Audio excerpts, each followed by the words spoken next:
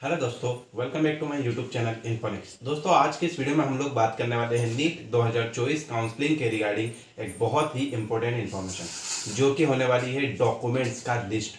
दोस्तों, जैसा कि आप सभी को पता है कि अभी नीट 2024 का रिजल्ट आने वाला है और उसके जस्ट 5 से 6 दिनों के बाद काउंसलिंग प्रोसेस स्टार्ट होती है। तो उसमें क्या क्या डॉक्यूमेंट्स आपको लगने वाले हैं आज मैं आपको इस वीडियो में बताने वाला हूं। तो अगर आप वीडियो या चैनल पर हमारे नए हो तो सबसे पहले आप चैनल को सब्सक्राइब कर लीजिए ताकि आपको इसी तरह के इन्फॉर्मेशन मिलता रहेगा। तो दोस्तों, ये रहे कुछ डॉक्यूमेंट्स जो आपको बहुत ज़रूरी होने चाहिए। सबसे पहले रहेगा दोस्तों आपका नीट का एडमिट कार्ड, है ना। दूसरे नंबर पे आता है आपका नीट 2024 का रिजल्ट, है ना। तीसरे नंबर पे आती है आपकी 10th 12th की मार्कशीट जो काउंसलिंग में लग सकती हैं। उसके बाद आता है आपका आधार कार्ड जो कि आईडी प्रूफ के मतलब रूप में रहेगा।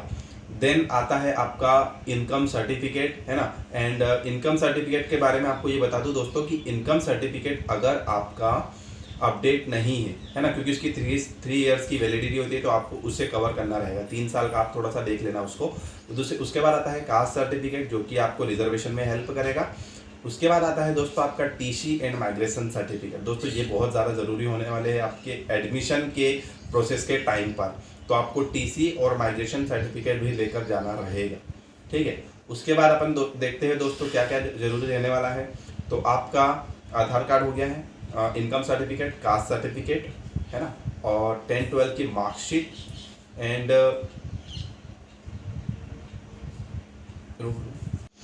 और उसके बाद आता है दोस्तों आपका गैप सर्टिफिकेट, यानी कि गैप सर्टिफिकेट भी बहुत ज़रूरी है। अगर आपने 12th और आपकी गैप है, अगर मान लीजिए आपने 12th इस साल दिया है और उसके अगले साल आपने नीट की एग्ज़ाम दी तो 1 साल का गैप हो गया, तो आपको 1 साल का गैप सर्टिफिकेट बनवाना पड़ेगा। और अगर 2 साल का आपका गैप है तो दोस्तों 2 साल का गैप सर्टिफिकेट बनने वाला है।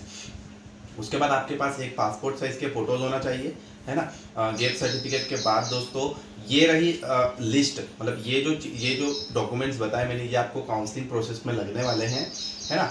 और काउंसलिंग के बाद में जब आप कॉलेज में वेरिफिकेशंस के लिए जाते हो तो जो जो डॉक्यूमेंट्स लगेंगे उनकी भी हम बात करेंगे, लेकिन वो हम बात करेंगे काउंसलिंग के बाद, यानी कि जब आपके कॉलेजेस में डॉक्यूमेंट वेरिफिकेशन होंगे उस समय मैं एक वीडियो लेकर आऊँगा जिसमें आपको मैं कॉलेज लेवल पर जो वेरिफिकेशन के टाइम पे डॉक्यूमेंट्स लगेंगे वो भी बताने वाला हूँ, ठीक है। मैं ये भी बता दे नहीं होगा। तो दोस्तों, ये जो डॉक्यूमेंट्स थे ये आपके काउंसलिंग के लिए थे, और दूसरे जो और कुछ डॉक्यूमेंट्स रहते हैं वो मैं बताने वाला हूँ आपका जब काउंसलिंग के दौरान, जब कॉलेज में वेरिफिकेशन होते हैं डॉक्यूमेंट्स, उनकी भी मैं आपको लिस्ट दे देता हूँ, क्योंकि आप अभी से प्रिपेयर रहेंगे तो ज़्यादा बेटर है। तो उसमें सबसे पहले आता है आपका पासबुक की फ़ोटोकॉपी। जो आपका बैंक अकाउंट है वो ये बता दूं कि बड़ा अकाउंट होना चाहिए, कियोस्क का अकाउंट नहीं होना चाहिए, क्योंकि अगर कियोस्क रहेगा तो आपकी स्कॉलरशिप अटक सकती है। तो आपको बिग अकाउंट करवाना है अभी से और पासबुक उसका बनवा लो। दूसरे नंबर पे आता है आपकी टीसी और माइग्रेशन सर्टिफिकेट, बहुत ज़रूरी है उस समय पर। 3 नंबर पे गैप सर्टिफिकेट आपको लेकर जाना पड़ेगा वहाँ पर, आप जो देंगे तो पासपोर्ट साइज़ की फ़ोटो, आधार कार्ड, है ना। एंड आपका जो ये सारे जो डॉक्यूमेंट्स रहेंगे ये आपको वेरिफिकेशन के टाइम पर लेकर जाना है। और नीट की जो आप जब आप काउंसलिंग करवाएंगे, जब आप चॉइस फिलिंग करेंगे तो आपको वो जो एक सीट अलॉटमेंट का एक जो आपको फॉर्म देंगे वो भी आपको लेकर जाना है, ठीक है। तो और आपको सभी डॉक्यूमेंट्स के 2-2 सेट एक्स्ट्रा आपके पास रखने हैं, क्योंकि अगर आपको कभी भी ज़रूरत पड़ सकती है, ठीक है। तो थैंक यू वेरी मच। इस वीडियो में मैं यही कहना चाह रहा था। तो मिलते हैं अपने नेक्स्ट वीडियो में, है ना, एक न्यू अपडेट के साथ, ठीक है। Thank you very much.